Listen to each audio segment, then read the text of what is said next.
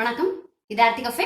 இன்னைக்கு நம்ம என்ன பார்க்க போறோம் அப்படின்னா 2.0ல வர மாதிரி பாசே நான் குட்ட பாசே, அதே மாதிரி மாசு பொடி மாசு, இன்னைக்கு வாழைக்காய் பொடி மாசு. சோ வாழைக்காய் பொடி மாஸ் ரெசிபி தான் பார்க்க போறோம்.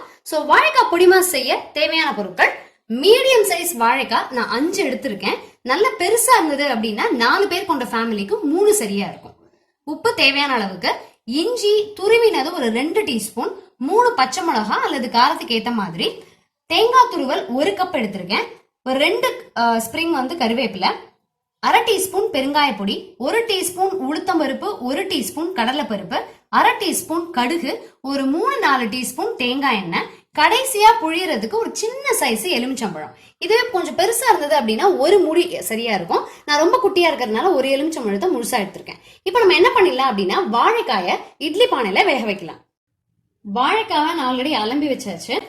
ஸோ இந்த மாதிரி வாலும் தலையும் நறுக்கிட்டு நான் என்ன பண்ணுவேன் அப்படின்னா, இப்படி பாதியா நறுக்கிக்குவேன். இதை நம்ம இட்லி பானையில இந்த ஒவ்வொரு குழியிலையும் வச்சுக்கலாம். ஸோ கீழே தண்ணி வச்சிருக்கேன் நான். இது நல்லா கொதிச்சதுக்கு அப்புறமா இந்த மாதிரி வாழைக்காயை நறுக்கி வச்சு ஒரு 5 நிமிஷம் மட்டும் வச்சு எடுத்தா போறோம். ரொம்ப குழைய வேக வச்சுட்டோம் அப்படின்னா சீவரத்துக்கு வராது. 5 நிமிஷம் மட்டும் வச்சு எடுத்துடலாம். ஸோ இட்லி பானையில வச்சு 5 நிமிஷம் ஆச்சு. இப்போ நான் திறக்கிறேன்.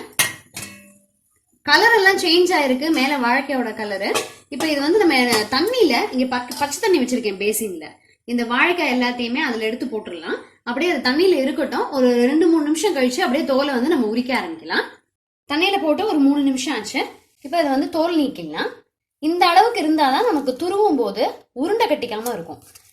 இப்ப ரொம்ப வேக வச்சிட்டோம் அப்படின்னா துருவும் போதே இது ரொம்ப அப்படியே உருண்டை கட்டிட்டு வந்துடும்.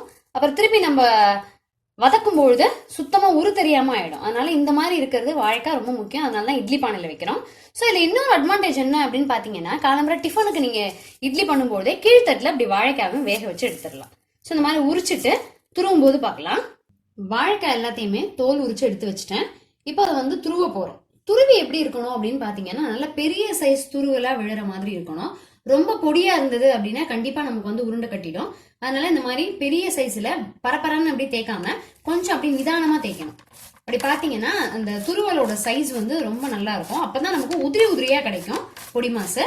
இல்லாட்டி அப்படியே டோட்டலா ஒன்னோட ஒண்ணு சேர்ந்துக்கும். இந்த மாதிரி இருக்கும். எல்லாத்தையும் துருவிட்டு பார்க்கலாம்.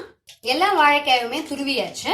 நீங்க நடுவுல இருக்கக்கூடிய அந்த விதை போர்ஷன் வேண்டாம் அப்படின்னு நினைச்சா நீல வாக்குல துருவிக்கலாம். ஸோ இப்போ நான் வானலியில எண்ணெய் விட்டுட்டேன். வாழைக்காய் துருவல் கொஞ்சம் அதிகமா இருக்கிறதுனால நான் சொன்ன அளவை விட இன்னும் ஒரு 2 டீஸ்பூன் கூடவே எடுத்துக்கிட்டேன். ஸோ கடுகை வெடிக்க விட்டுட்டு மிளகா எல்லாம் வதக்கிட்டு பார்க்கலாம். இஞ்சி, பச்சை மிளகா, கருவேப்பிலை, பருப்பு எல்லாத்தையுமே போட்டு வதக்கியாச்சு.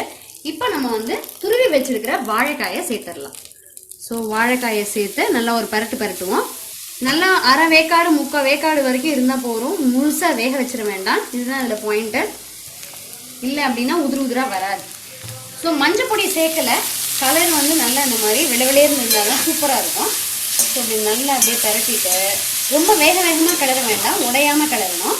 தேவையான அளவுக்கு உப்பையும் சேர்த்து கிளறிடலாம். எப்போ வேணாலும் உப்பு சேர்த்துக்கலாம்.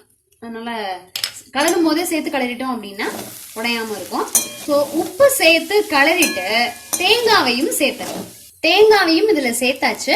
தேங்காவை சேர்த்து நல்லா கிளறிட்டு 3 நிமிஷம் ஆஃப் பண்ணிட்டு எலுமிச்சை சாறு சேர்த்துக்குவோம். எலுமிச்சை சாறு பிழிஞ்சு நல்லா கலரி விட்டாச்சு. ஸோ ஃபென்டாஸ்டிக்கான வாசனையான ஒரு வித்தியாசமான சுவையோட இருக்கக்கூடிய வாழைக்காய் பொடி மாஸ் சூப்பரா ரெடி ஆயிடுச்சு. நீங்களும் ட்ரை பண்ணி பாருங்க. இன்னொரு அருமையான வீடியோவில் சந்திக்கலாம். தேங்க்யூ.